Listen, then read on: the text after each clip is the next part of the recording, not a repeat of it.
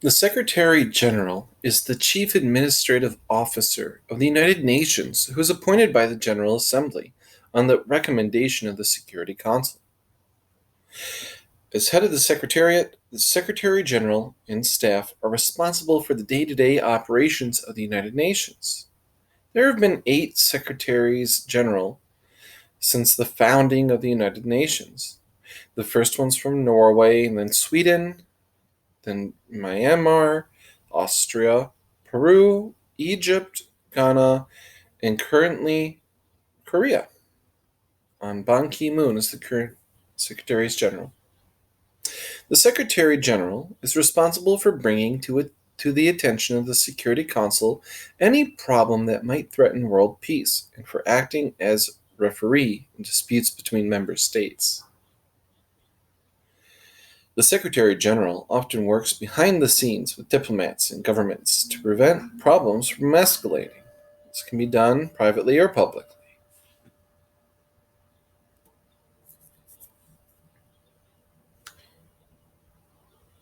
Tragiv Lee was elected the first Secretary General of the United Nations in February 1946.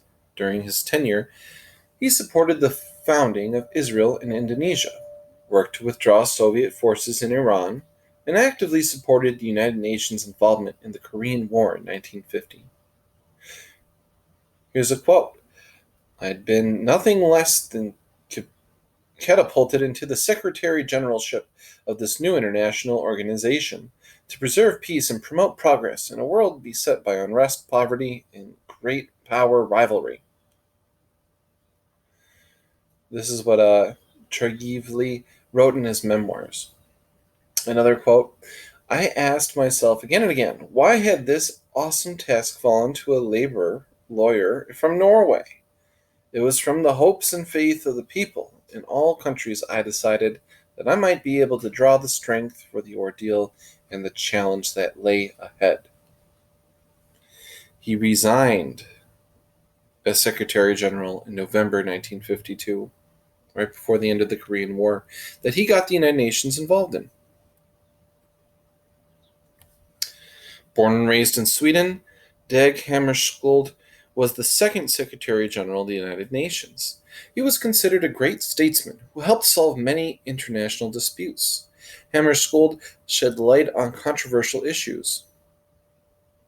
He often complained that the United Nations' efforts to disarm violent groups throughout the world was jeopardized because great powers like the United States and Soviet Union monopolized arms negotiations.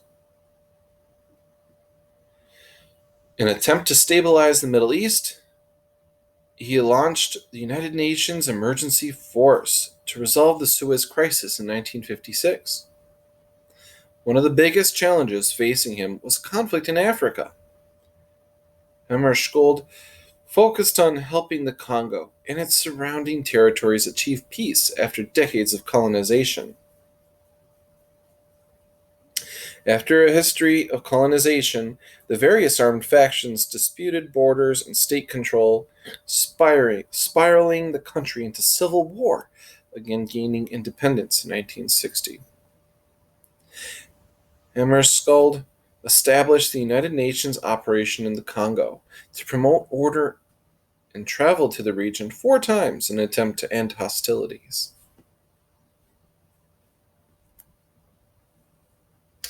Secretary General U Thant was from Burma, now known as Myanmar. While in office, U Thant established many new UN agencies, funds, and programs, including the UN Development Program and UN Environmental Program and the UN University. In 1967, U Thant was the only world statesman who flew to Cairo to try to avoid war in the Middle East. As the war in Vietnam escalated and American involvement increased, U Thant's relationship with the United States deteriorated. Although he criticized America's role in Vietnam, he held secret peace talks between U.S. and Vietnamese officials in an unsuccessful attempt to end the war. U Thant retired from his second term on December 31st, 1971.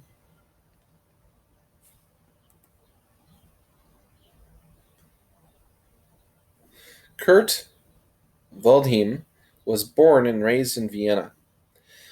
Waldheim served as elected president of the Committee on the Peaceful Uses of Outer Space and as chairman of the Safeguards Committee of the International Atomic Energy Agency before being elected Secretary General on December 21st, 1971. During his 5-year term, Mr. Waldheim worked diligently to arrange peace negotiations on the island of Cyprus. He spent time in Namibia, that's South Africa, Lebanon, Syria, Israel, Jordan, and Egypt. Busy guy. Wilhelm Waldheim, mediated meetings between governments in India, Pakistan, and Bangladesh, and worked to help victims of the drought in Sudano-Saline, Africa. Waldheim played an instrumental role in the release of American hostages held by Iranians in November 1978 to January 1981. Javier Perez Duculier from Peru was a member of his country's delegation to the General Assembly at its first session in 1946. He was president of the Secretary Council from 1973 to 1974 and was appointed Secretary General in December 1981. Perez Duculier spearheaded a Security Council resolution to end the brutal Iran-Iraq War in 1988.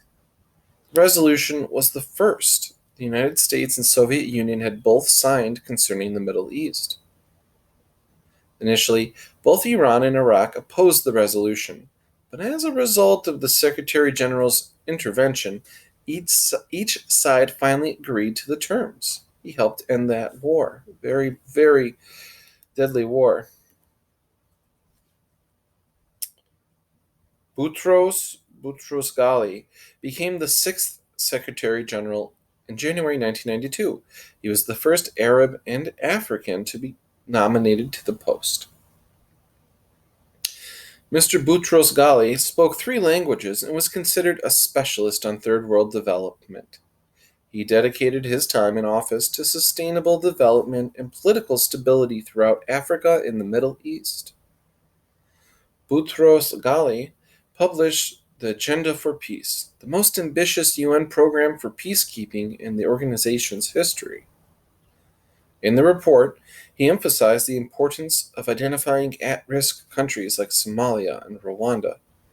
Boutros Ghali urged President Bush and his successor, Bill Clinton, to send aid to these war-torn areas. Mr. Boutros Ghali was influential in the release of Nelson Mandela from prison and worked to resolve several African conflicts.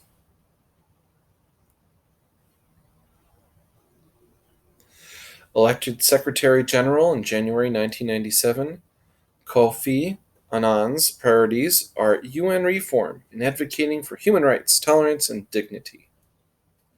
Mr. Annan was born in Ghana and received an undergraduate degree in economics from Macalester College in St. Paul, Minnesota.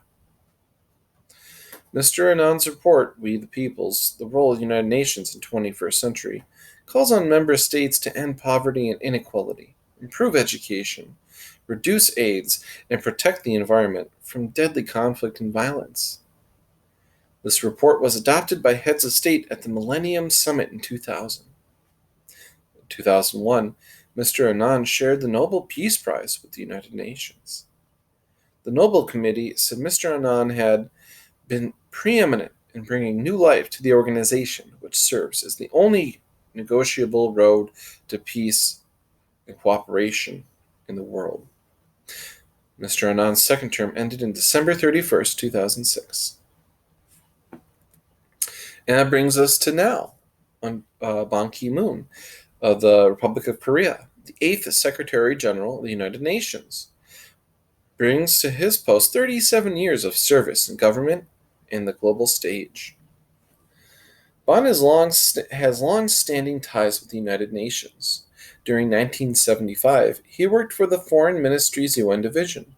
The work expanded over the years with assignments as First Secretary at the Republic of Korea's Permanent Mission to the United Nations in New York, Director of the UN Division at the Ministry's headquarters in Seoul, and Ambassador to Vienna. In 1999, he served as chairman of the Preparatory Commission for the Comprehensive Nuclear Test Ban Treaty Organization.